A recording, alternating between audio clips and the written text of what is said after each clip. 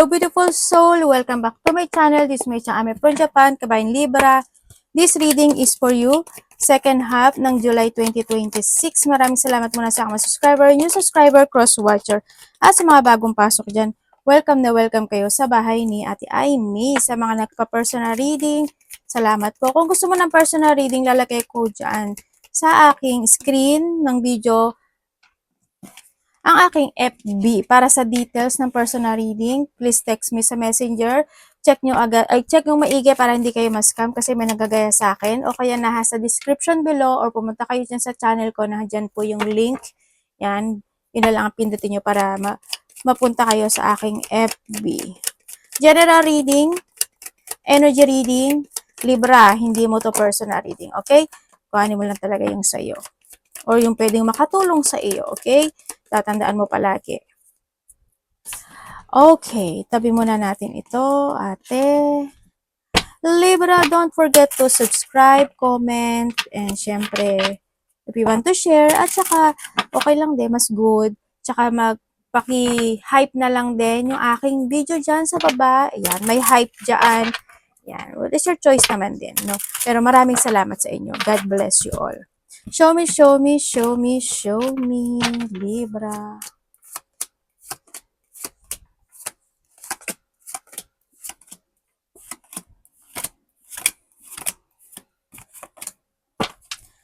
Okay. Okay. May mga bagay ka doon na naiisip. No? May mga bagay kang iniisip, naiisip, o may mga bagay ka na gusto mong i-pursue, sabihin, o gawin, o desisyonan, o itapusin. Nandun ka sa point na iyon, ano? Handun yung point na maaari mo sinyo, mas napofocus, hindi nyo pinapakita kasi yung na iba yung pinapakita nyo sa labas kaysa sa loob. Sa iba sa inyo, maaring you are more on frustration, o mga frustration na pinagdadaanan, o pwede, nabubulol si ate, pwede rin na napofocus kayo sa painful ng sitwasyon, sa trabaho mo, sa love, money, o sa work mo, pwedeng nado sa point na yun, nahadon din yung point na may mga bagay o sitwasyon ka daw na hinihintay, ginagawa mo daw yung lahat para sa isang sitwasyon sa buhay mo na matagal mo na tong ginagawa o matagal mo na tong iniisip. Sa iba naman sa inyo is gagawin mo yung lahat para sa isang sitwasyon o sa isang tao o sa dating sitwasyon na gagawin mo na siya ngayon para mag-success ito. No, nahadon din yung point na may mga bagay ka doon na aaralin, aalamin, sisiyasatin o pag-aaralan sa iba sa inyo. You're starting to plan o may mga bagong creation na gagawin na sitwasyon, may mga challenge din ako nakikita sa iba sa inyo, may mga bagay na parang nagkakaroon ka ng illusioning, worrying, kalungkutan, or pwede rin na sa iba sa inyo is hindi nyo alam kung kakaliwa kayo or kakanan. Nahadon din yung mga back and forth situations sa iba sa inyo o nagkakaroon na pag-jungling kung saan aspeto ng buhay mo yan. Sa iba naman sa inyo is maaring busy kayo or magiging busy. No, may mga multitask o multiple priorities ka na gagawin o naiisip. Sa iba naman, ito is pag-i-evaluate sa sitwasyon. Pwedeng may mga bagay ka na magkakaroon ka ng pag-i-evaluate, 'di ba? O pwedeng nahado sa point na nagkakaroon o magkakaroon ka ng doubt kung kanino at saan kung pwedeng sa sarili mo. You don't know how to proceed if you take it action or not, or deciding to stay or you want to go. Nagkakaroon ng anticipation, no? Nagkakaroon ng mga option para sa iba or may mga bagay na piniprepare or need to prepare or kailangan i-discover or dinidiscover sa iba sa inyo. Pagpaplano yung iba sa inyo, no, sa nakikita ko sa iyo dito, may mga taong galit, bitter, or inggit sa iba sa inyo. Ikaw ito or someone is connected sa iyo. May taong nagsisinungaling or may taong may sikreto. Andito rin yung point na may mga collaboration, partnership, or may dealing sa iba, sa nakita ko sa iba sa inyo. When it comes to dealing, halimbawa, kapatid mo, magulang mo, karelasyon mo, ganyan, sa iba sa inyo, o kaya yung tao who is in a distance, ganyan. Kung may anak ka, ganun din, pamangkin, basta magkakaroon ng mga dealing or pag-uusap, collaboration. Sa iba, kung sa business yan, ganun din, may mga collaboration o partnership. Ako nakita sa inyo, within the 11 days, 11 days, 11 minutes, 11 hours, 11 days, or 11 weeks maybe. Or pwede rin ito is 11 months. Kung sa 11 months, sumahin mo siguro by the next year of next year yan na mga June, July, something, mga ganun siguro sa iba. Basta sumahin mo siya, mga ganun sitwasyon siguro. May June, July, may marireceive ka raw. May marireceive ka, either this is sa papers, basta ano siya ha, days, weeks, or months, or basta sumahin mo siya. May marireceive ka raw, either this is a text message, communication, or mga liham, mga ganyan. Depende, pwedeng liham by the cellphone, pwedeng liham or papers and documents na marireceive mo yung papers, pwedeng nandun sa point na yun ang nakikita ko dito. Or pwedeng, kung paano makakarating yung, iba-iba kasi kayo no, na pwedeng mangyari. Pwedeng sa iba, text message, pwedeng sa iba, communication, pwedeng sa iba is kung saan aspeto ng buhay mo yan. May mga travel, ako nakikita sa iba sa inyo, pwedeng may mga travel malayo o malapit o mga pag-iisip na sitwasyon when it comes to a traveling, pwedeng nandun sa, or maybe yung manifesting mga ganong sitwasyon sa nakikita ko dito. Sa iba naman, ang nakikita ko sa iyo is dito yung pagtitiis o pagtitimpi sa isang bagay, sa isang sitwasyon mo sa buhay mo. Magkakaroon ka ng koneksyon sa isang babae or ikaw ang kokonek sa kanya. Yun ang nakita ko. May hihingi ng tulong sa iyo, tulong or may mangungutang o kaya may manghihiram, ikaw ito or someone is connected sa iyo. Yun ang nakikita ko. Sa iba naman sa inyo is may mga marireceive daw kayo na gift. Gift, tulong, pagmamahal, souvenir, kung ano man yan sa iba sa inyo. May challenge ka, oh. May tao na magiging very defensive. Ikaw or someone, yan, masyado siyang defensive. Alam mo yun. Okay, Libra, victory in some endeavor. Congratulations kung saan mag-victory ito. Maybe connected ka kay Aries, no? Congrats kung saan, ano. Yan, may mga beautiful things happen sa iba sa inyo, no? Sa iba sa inyo, may third party, no? Kasi dalawa yung ano niya, yung path. Well, nasa iyo yan, choice niyo yan. Okay, of the start, news of birth or new business opportunity. Sa iba sa inyo is, siguro sa iba sa inyo, when it comes to a business, mas magiging maganda yung business nyo o papunta na kayo sa magandang sitwasyon. Kumbaga may mga project, mas magiging, may mga magsasucess. Kung sa trabaho yan, siguro papunta ka na sa pagdami o paglago, di ba, ng oras mo, mani-night shift ka, ganyan. Kung ano man yan, basta hindi sa good things to, sa nakita ko dito. Iba dito may paghihintay, no? Andito rin yung point na parang meron kang kinukumpuni o kukumpunihin o may creativity ka na gagawin na maybe this a planned situation, ano, sa iba sa inyo. Yan. Yan, may mga business opportunity, may either kung sa asperto ng buhay mo yan, maaaring piniprepare mo na yun o may darating sa iba sa inyo. And syempre, vacation. Yung iba sa inyo, maaaring na doon yung point na yun, magkakaroon mga vacation situation, malayo o malapit, di ba? Yan. O kaya baka holiday ka lang, resting time ka lang. Yan, pwede na doon sa point na yun. O may mga pag-uusapan related to a vacation. No? Kasi iba dito kasi summer na rin dito sa Japan no? Baka may mga vacation situation kayo. Okay, change for a better. Maaaring makita ka ng paru-paro, no? O flower to, tsaka flower siya. O ibig sabihin, magkakaroon ng transformation in some aspect of your life, no? Or pwedeng iba dito is you need to transform kung saan aspeto ng buhay mo, no? Yan, yung iba need. Kasi change for a better to. Yung iba dito, magkakaroon ng pagbabago na, transformation na ito. Maaaring may mga buntis, mga anak, or mabubuntis, no? Or pwedeng connected sa'yo, ikaw kung, syempre, huwag mong pilitin kung hindi na kaya, di ba? Yan, or pwedeng may ko-connect sa'yo. Kasi dito rin si vacation. Okay, congratulations kung ano mga transformation na magaganap. Kasi beautiful things siya, ibig sabihin.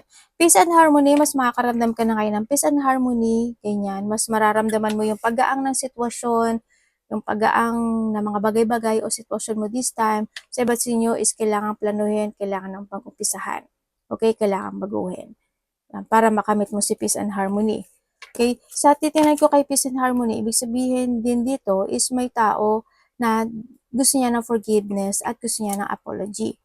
Yun ang nakikita ko ha. Maaaring nagkaroon ng pagbabago pagdating sa kanya nagkaroon siya ng transformation, maaari nagkaroon siya ng kamulatan, no? Kaya handun yung point of thinking na gano'n sa iba sa inyo. Maaaring may taong kokonek sa iyo who is in a distance tulad ng sinabi ko kanina. Yan. In what way? Maraming ibig sabihin. Pagtulong, support, ikaw ito or siya. And meron kang grasshopper. Anak! Situation in the balance that require careful handling. Okay, andito yung sitwasyon na kailangan mo daw na mag-ingat. Kailangan mo maging balanse sa mga salita mo, sa mga decision mo, sa action mo, sa movement mo, sa iniinom o kinakain mo, sa love, money, or work mo na yan. Basta, all in balance. No? Ang sinasabi dito. Kaya andito rin si butterfly. Makakita kayo ng tipaklong o grasshopper ba yan? Diba tipaklong, grasshopper? Yun. Yan ang sinasabi dito ha. Or kailangan nyo rin dito is a patient. No? Sa lahat as in patient. Siguro may darating na pagsubok sa'yo, di ba? Kaya ginaganyan ka ni universe when it comes to a warning sa iba sa inyo. And syempre, meron kang ring married will take place, either romantic or a business. Mga commitment ito, no, sa iba sa inyo. Kung sa third party ito, kasi we have the butterfly, ibig sabihin may third party relationship. Okay? Pero it's your choice. Sa iba sa inyo, kayo yung gumagawa. Sa iba sa inyo, maaari magkakaroon ng mga collaboration, partnership, dealing, kung sabi ko kanina, or recognition, mga papuri, pasasalamat, or any recognition na ikasisiya mo. No? Kasi andito yung transformation situation. And we have the boot, increase your effort if you want to achieve your goal. Magbigay ka pa more of effort sa mga bagay o sitwasyon mo, Libra, para mas makuha mo yung best na or yung talagang gustong-gusto mong ma-achieve na fulfillment in life, ganyan. Baka kulang pa sa strategy, di ba? Baka magkakaroon ka pa ng more on strategy this time, mas more ka pa magkukumit at magkakaroon doon ng victory, di ba? Yung iba sa inyo or kinakailangan.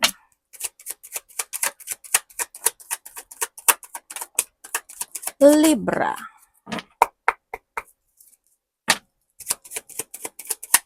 Kuha tayo na ano nito ha, ng 5. Yan, wag kayo mag-hesitate na hindi diba? Hindi mag-comment yan. Pwede kayo mag-comment yan kasi nagbabasa talaga ako ng comment, like and comments lang, ganyan.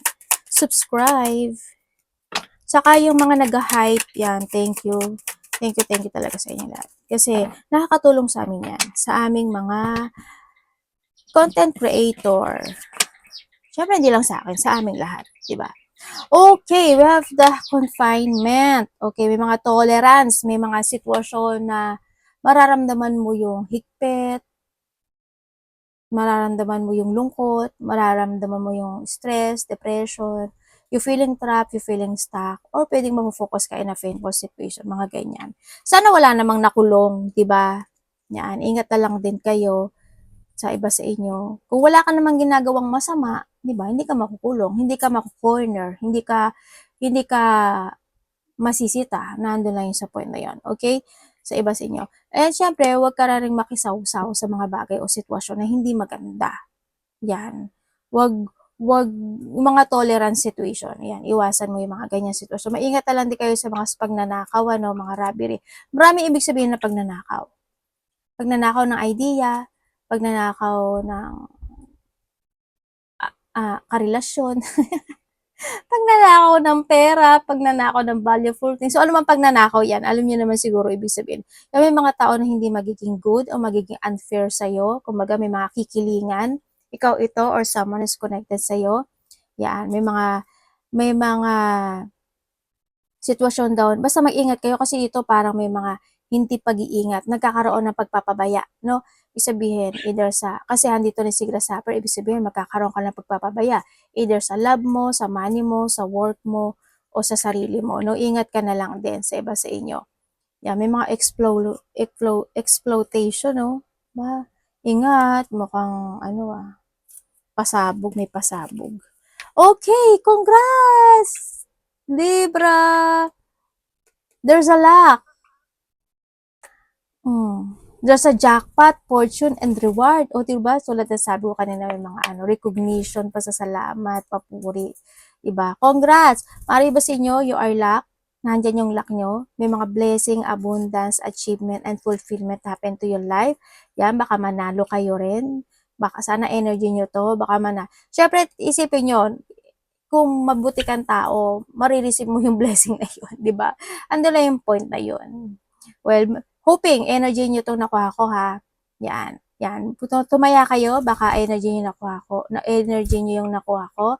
Yan. May mananalo po. May mga fortune na mangyayari. Blessing to, as in blessing.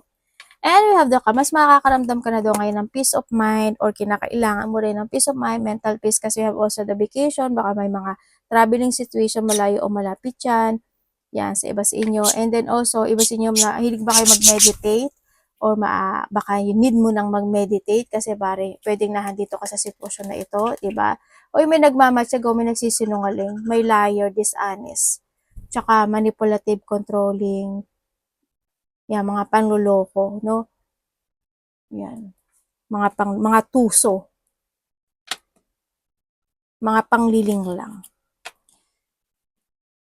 Okay, meron kang imagination. Yan, magkakaroon ka, also this is a choices of life, nando sa point na yon. Kung sa iba sa inyo, kasi ang gaganda ng card mo, ibig sabihin, andun ka sa point na may mga bagay na good things happen into your life. Maaari kang, may mga fantasizing, may mga daydreaming situation, nandun mga wishful thinking sa iba sa inyo, ganyan. Nagkakaroon kayo ng mga choices, nagkakaroon kayo ng mga iba't ibang ideas, iba naman sa iyo, this an opportunity na parating sa iyo, maraming darating na opportunity sa iyo, either maraming offer sa iba naman mga magagandang opportunity, ganyan. Magkakaroon ka doon ng choices, pero mag-ingat ka lang din sa choices mo kasi pwedeng mag-mess yun pag nagmadali ka, pag isipan mo maigi. Kung sa love life to, syempre, wag kang papasok sa isang sitwasyon na option ka lang, di ba? Or wag kang magawa ng option situation sa love life. Kung sa work o mga opportunity na darating sa'yo, syempre, wag kang magmadali. Mag-trust ka sa intuition mo, be patient to make a choices. Okay? Kung sa money mo, syempre, alam ko na baka maging magastos kayo, kaya medyo kalma-kalma lang din, di ba? Balanse, kaya handa si grasshopper, balanse lang din. Baka mamaya, ang dami nyo nang nasa cart nyo tapos after na order kayo ng order, bili kayo ng bili. Basta balansehin mo lang din yung situation mo, no? Yan. Set your boundary and syempre, limit yourself, Yan. Sa mindset kasi natin yung mga yan, no? And syempre, meron kang aid. Ibig sabihin, this is a support, no? May mga charity ba kayo? Yan. Andito yung may tao na hihingi ng tulong, maybe may charity ka, o kaya may tao magiging mabait sa'yo, o ikaw magiging mabait sa kanya. Yun nakita ko dito. Also, dito sa blessing, kung titingnan mo. Yan, blessing yan. Ibig sabihin, diba sabi nga nila, what goes around comes around. Yan, maaring kung naging matulungin ka o naging mabait ka talaga in the past, maraming blessing na darating sa'yo, eto sila. Mas makakaramdam ka ng calmness. Sa iba naman sa inyo is, may mga mercy, may mga kindness situation, ikaw sa kanya, siya ito sa'yo, mga ganang sitwasyon. Sa iba sa inyo, hingi ng tulong yan. Support and tulong, o may tutulungan ka. And readiness. Okay, andito na yung point na you are ready sa lahat ng aspeto ng buhay mo. You are ready sa mga challenge, you are ready nandun yung preparation Kumbaga, nandun na yung preparation. Parang step number 1, number 2, number 3, number 4. Para alam mo na yung gagawin mo, no? Nandun yung plano. Kumbaga, nakasulat na, nasa mindset mo na, nakaset na, kumbaga. Diba? Nandun ka na sa point na yun. Or you need, nandun sa point na yon. And then after, pag nakuha mo na yung number 1, check. Sa number 2 ka naman, pag nakuha mo na, check. Pag nakuha mo na yung number 2, sa 3 ka naman, pag okay na, check. Nandun sa point or kinakailangan, sa iba sa inyo. Magkakaroon ng mga arrangement. Andan yung may mga makipag-usap sa iyo, sa iba sa inyo, sa trabaho man yan, sa love life man yan, sa work or money connected man yan. Yan. Iba sa inyo, andito yung mga, yung mga susubukang sitwasyon, Kung tingnan mo yung mga building siya, di ba? Parang ready ka for something new. Or ready ka sa challenge na darating sa buhay mo. Or ready ka na sa mga bagay na kakaharapin mo this time. Kasi maraming mangyayari sa'yo this time. Ito. Maraming magaganap sa'yo. Ako nakikita sa iba sa inyo. Pero magaganda siya, As in. Pero mag-ingat pa rin kayo, no? Kung sa health issue ito, siguro more on balance ha. More on balance. Alam mo, may tao talaga na gustong mag-apology. May taong nalulungkot to. Iniisip ka niya. Kung sa love life to, may taong nalulungkot, iniisip ka niya, nagkakaroon siya ng reminiscing from the past, they say apology or gusto niya ng forgiveness. Parang sinasabi niya dito na ikaw yung luck ng buhay niya. Tinutulungan mo ba siya? Ikaw ata tumutulong dito kaya ganun, no? Or vice versa sa iba sa inyo. Yun. Well, kung sa aspeto ng buhay mo, congrats. Sa trabaho, mas magiging okay. Papunta ka sa good opportunity kasi mas magiging maganda yung flow mo this time sa iba sa inyo. Yun. Congratulations. Arigato namaste. God bless.